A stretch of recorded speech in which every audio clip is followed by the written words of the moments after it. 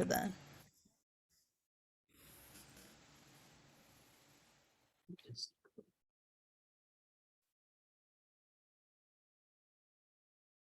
Go right ahead. Good morning, members of the Brooklyn, Riverdale, Yonkers, Westchester, Island, Queens, and Texas, and Canadian societies for ethical culture. I have personal and family links to many of those geographies, so I feel like I'm home among friends. Thank you, Tom, for your warm introduction and for maintaining our links and friendship over the decades.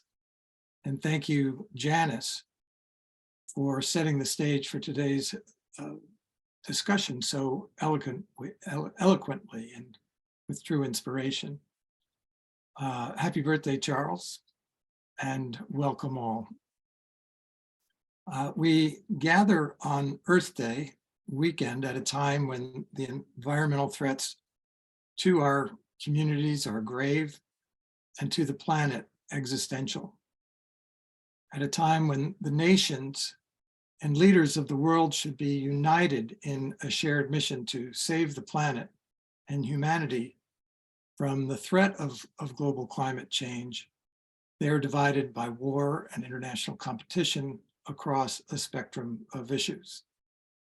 At a time when the United States should be united in creating justice and economic and social conditions that recognize our shared humanity and the vital urgency of protecting the natural resources that sustain us, we face heartbreaking divisions across class, race, religion, political parties, and ideologies, unthinkable daily gun violence, and the push-pull of progress and backsliding in the environmental arena.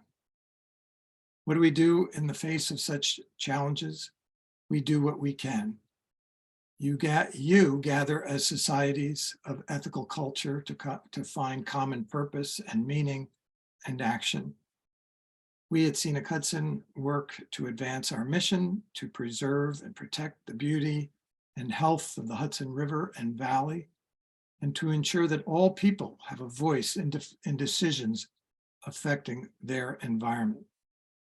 In this context, I am honored to be with you to share Scenic Hudson's 60-year history and ongoing collaborative achievements. I'm going to pause now and share my screen.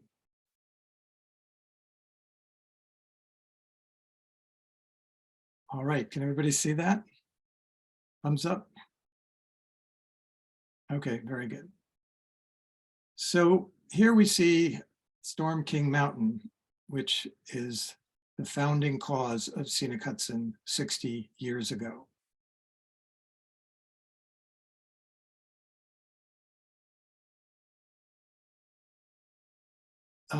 Scenic Hudson is committed to conservation, that is preserving farms and land and creating parks that connect people with the inspirational power of the Hudson River, and advocacy, fighting the threats to the river and the natural resources that are the foundation of the valley's prosperity.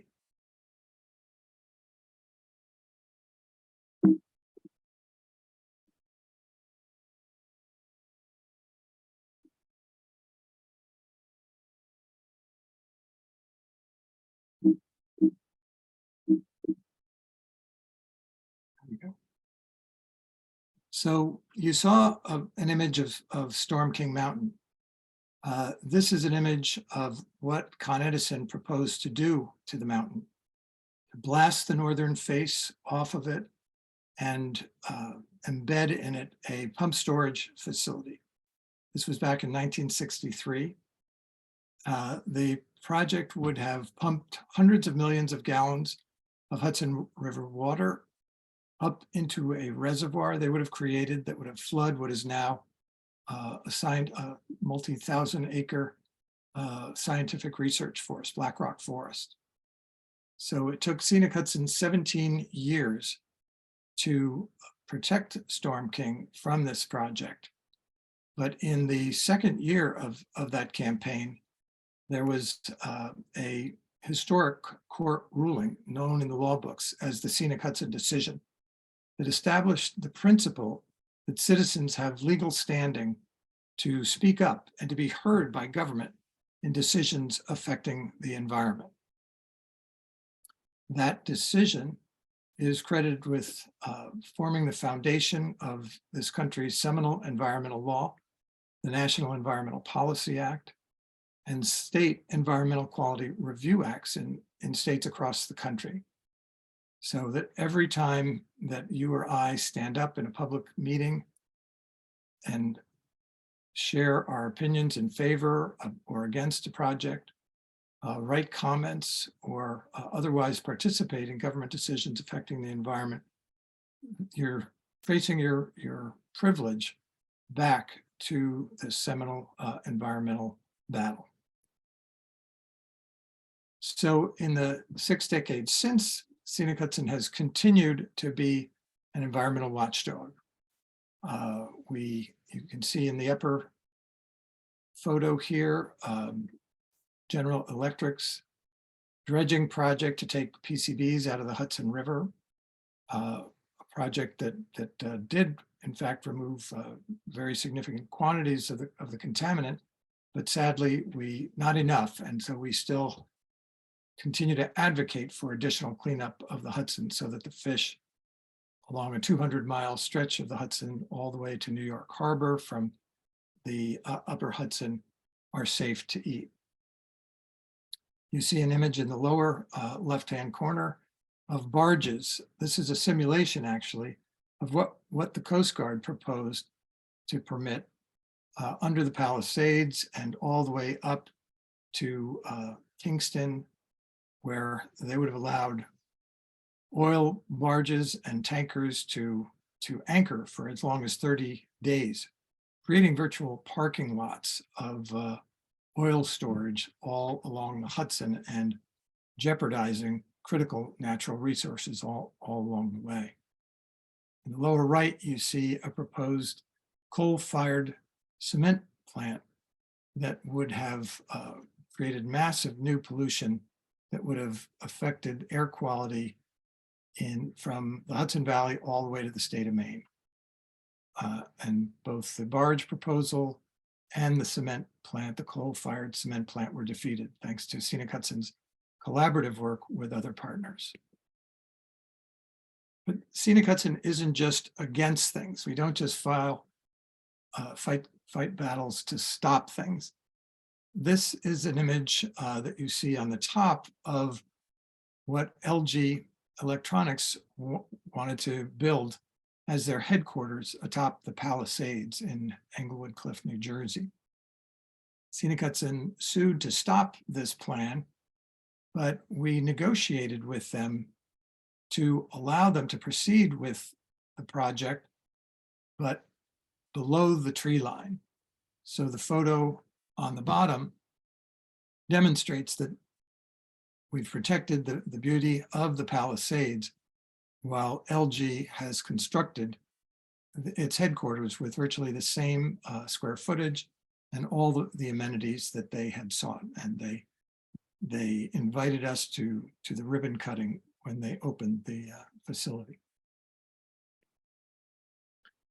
So we're committed to protecting the beauty and natural treasures of the Hudson that are the virtual foundations of the health, economy, and quality of life of the entire region.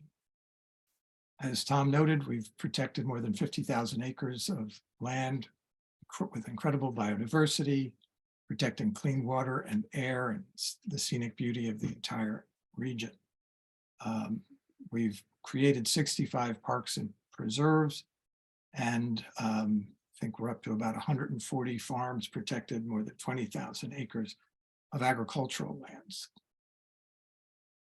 Those agricultural lands in the valley, which you see pictured here, and those in kind of the bright green are conserved lands. Those are virtually the food shed of New York City and the entire region, providing close at hand, healthy, vibrant farms and produce and all sorts of things that are sold in the green markets throughout Manhattan and the boroughs. And we're working to protect those lands permanently. We're very dedicated to creating public access to the waterfront. The Hudson River is a source of incredible inspiration and power and spiritual beauty and connection. And so the closer a project is to the river itself, the more likely it is that we're playing a role in it. And we do this by forging partnerships with allied organizations, with communities, residents, and the governments that are equally committed to connecting their residents to the river and its beauty. So I'm going to go through a series of slides that show kind of before and after images to show you the power of collaboration and commitment to community engagement and action. And this is Yonkers, where I was born. And so this project had special meaning to me. I grew up in the city. My father was involved in local government there and at the county level. But in the upper left-hand corner, you see an image from the Dutch colonial period. And I'm sure everybody has heard of or likely driven on the Sawmill River Parkway. Well, this is the Sawmill River back in that period. Here is the sawmill you can see, and that was part of Phillips Manor, which and this building here is still standing today. It's a state historic site.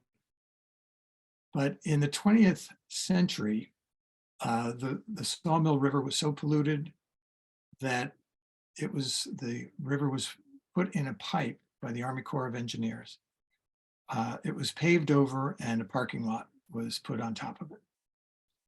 But more recently, we worked with the city of Yonkers, an organization called Groundwork Hudson Valley, and business and civic leaders to daylight the Sawmill River. We worked to develop a design and raise the funds to open it up and turn it into a city park.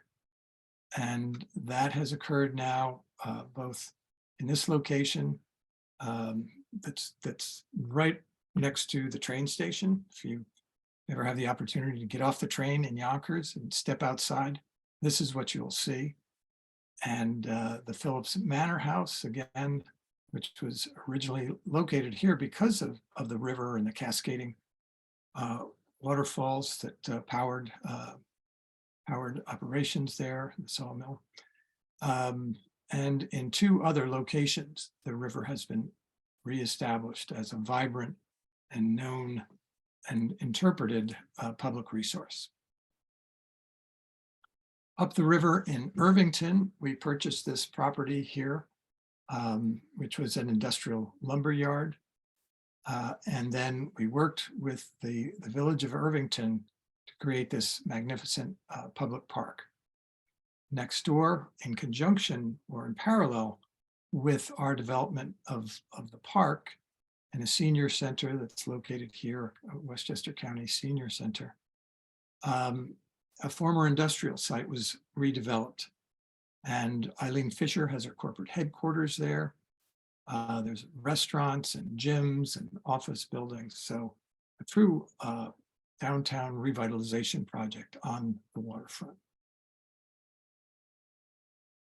Just north of Irvington in Tarrytown, you had just north of the old Tappan Zee Bridge, you can see pictured here, was an asphalt plant.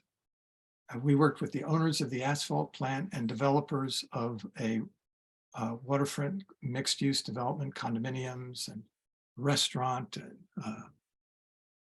swimming center to create this Scenic Hudson Riverwalk Esplanade that goes along much of the Tarrytown waterfront and connects with areas at Sleepy Hollow, and ultimately will be connected with other areas throughout Westchester County, such as this park, which Scenic Hudson purchased a couple of decades ago, more than 2 decades ago. Looked like this. It was a contaminated brownfield site when we purchased it, and this is what it looks like now. Scenic Hudson Riverwalk in Peekskill. We transferred ownership of this property as well as the Irvington property to the villages and cities that are their hosts, so that they could be long-term stewards of the property once it was turned into this beautiful park.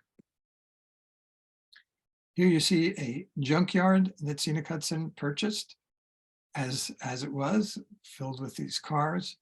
And now that very site has been turned into an outdoor heritage area that interprets the historic operations at this site. This was the site of the West Point Foundry Preserve, where some of the very first 6 steam locomotives were built in this country. A cannon known as the Parrott gun was made that was a decisive weapon in the Civil War. This is right off the train platform in Cold Spring. So you can take the train up, get off, and walk through this site and learn about the history of the Industrial Revolution, but in a setting that has now been retaken by nature. You can see nature has reestablished itself, and it's in a beautiful ravine, and a very popular place both for local residents and people who come up from the city and from all parts. Here in Beacon, this is what property looked like when we bought it. Had these bulk storage tanks on it. It was contaminated, a brownfield site, and below in green, beautiful resplendent green, is what the park looks like now. It's called Long Dock Park in Beacon, owned by Scenic Hudson. Right next door is Dia Beacon. Perhaps some of you have visited Dia Beacon, a beautiful 20th century art gallery, and a walk away from the Beacon train station. We brought Dia to Beacon, and we own the waterfront where it is located. This was a former Nabisco box factory that has been beautifully transformed into this world-class destination. Walkway over the Hudson. I wonder if any of you have been up to that. Once again, you can take the train up from Grand Central. Metro North stops in Poughkeepsie, and it's just a walk away from the train station. It was a derelict, rusting railroad bridge that Scenic Hudson invested the first major capital funds in, and then worked with the state and other local groups, Walkway over the Hudson, to turn into this beautiful linear trail across the Hudson that's actually part of the Empire State Trail that starts at the Battery and goes all the way up to Albany, then out the Erie Canal to Buffalo, and through various routes up to Canada. More recently, we purchased a 520-acre former industrial site that had cement silos, brick making operations, 3 different brick making operations, extensive mining, and we turned it into a state park in collaboration with the State Parks Department and the city of Kingston. There's a beautiful esplanade, a 2-mile trail along the river already. It's got basic park amenities now, and New York State Parks is going to be investing a substantial amount of money in refurbishing areas of it, basically to let nature retake the land, rewild the site while supporting public visitation. Down in Westchester, just south of that Scenic Hudson Riverwalk Park in Tarrytown, there is a gap in the Westchester Riverwalk. right below what is now known as the Governor Mario M. Cuomo Bridge. During the time that the bridge was being built, New York State asked Scenic Hudson to do a feasibility study of completing this missing link, which we did at the time, and now we're overseeing and conducting the environmental review of the project to get public input on these improvements, which we would like to see in the years ahead, to connect people with the Hudson at this historic site where you have Lyndhurst, you have Sunnyside, you have Rockwood Hall and the Rockefeller State Park Preserve, as well as a walkway, which we would like to establish, to the Tarrytown train station to allow people to come across the bridge and from Southern Tarrytown and Irvington to take the train to the city. We're also working on a 8-mile trail known as the Fjord Trail from Cold Spring to Beacon. That would be on the west side of the railroad tracks. Here you have views of Storm King Mountain, and enable people to access the Hudson Highlands State Park and some hugely popular destinations like Breakneck Ridge, which are considered the most popular day hike in America, but where visitation is so intense that it's degrading the highlands, and there's significant concern in the villages that there's too much visitation. So we're working with the community to find the right solutions to enable people to enjoy the highlands, to enjoy the hiking of the highlands, but also a more accessible trail that will be welcoming to people in the community, but safely for others to come outside of the community without overcrowding downtown Cold Spring and Beacon and the other communities along the route. So we started with that sobering song by Marvin Gaye from roughly 50 years ago, where he was heralding his concern, where he was speaking out about his concern about the environment. And now is a moment where we have to all commit ourselves to addressing the issue of climate change and the environmental injustice that goes with environmental degradation in our cities, our urban centers, and where we know that both in the Hudson Valley and throughout the United States and globally, people who will be most affected are those who have faced environmental injustice and other injustices throughout their lives, and their ancestors have faced similar problems. So we're working to give residents the tools to create healthier, resilient neighborhoods, transforming formerly polluted industrial sites into public spaces, and preserving habitats and ensuring equitable access to clean air, fresh water, and open space, while making a shift from fossil fuel power plants to renewables. This is an image of an existing power plant just a few miles north of Storm King that is operating now at a very low level of use, and where a developer wants to build a major new power plant that would have dramatic increases in air pollution, toxic air pollution, as well as carbon emissions, and further burdening people in the city and town of Newburgh, which is itself an environmental justice community. So we've had some great victories in this fight. The New York State Department of Environmental Conservation has denied the project its air permits. That has been challenged and upheld in the courts, but the developer hasn't given up and is still fighting the project through an administrative proceeding in the Department of Environmental Conservation. we have an alternative proposal for the site, which is to shift from the use of fossil fuels and create a battery storage hub here so that renewable energy could be brought from other areas of the Hudson Valley and New York State and stored here.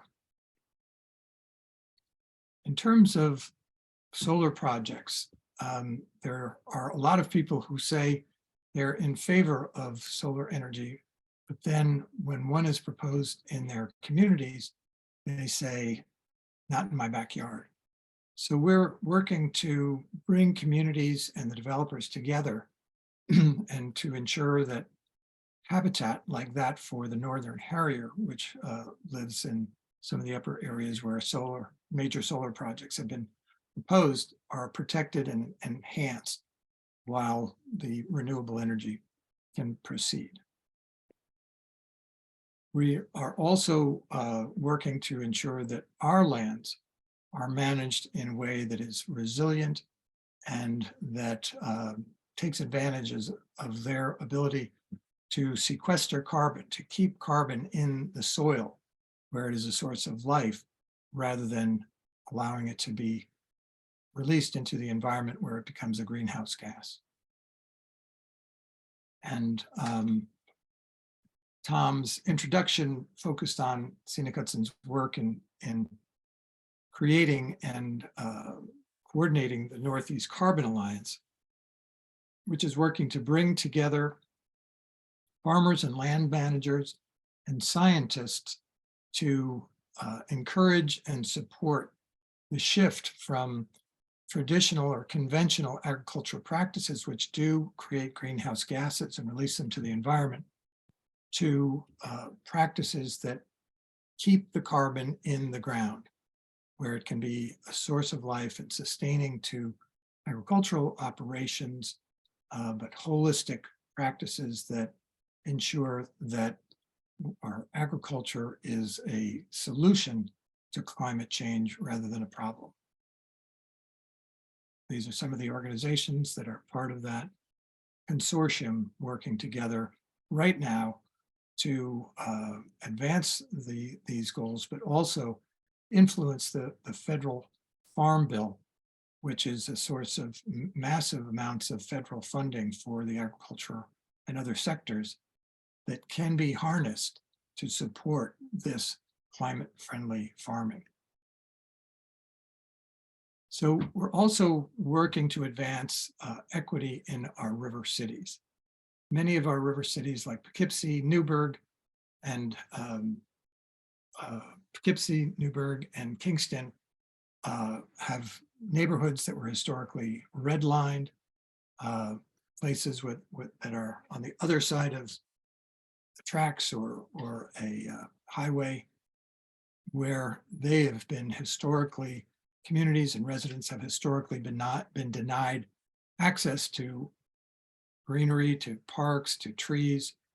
And we're working with residents to support them in advancing their goals, in greening their neighborhoods, in restoring parks that have been abandoned or allowed to become places for crime and drug transactions, or to discover and preserve and honor areas that were historically Black burial grounds, Black people burial grounds, like this site here in Kingston, and Malcolm X Park in Poughkeepsie, and this neighborhood in Newburgh, where we've supported residents in planting new trees. In downtown Poughkeepsie, we're taking an abandoned and derelict former manufacturing plant that's right across the street from the entrance to walkway over the Hudson, and we're turning it into our headquarters and a community center that will honor the history of the site, the 600 workers who once labored here, creating gauges for a variety of uses, including World War I and World War II, a site that was visited by FDR during his presidency, and where he gave an award for excellence in the manufacturing sector. Also in Poughkeepsie, this is a now vibrant community farm that we created on a formerly derelict property that is providing local, healthy, fresh food to people in a next nearby housing project and the entire neighborhood around them.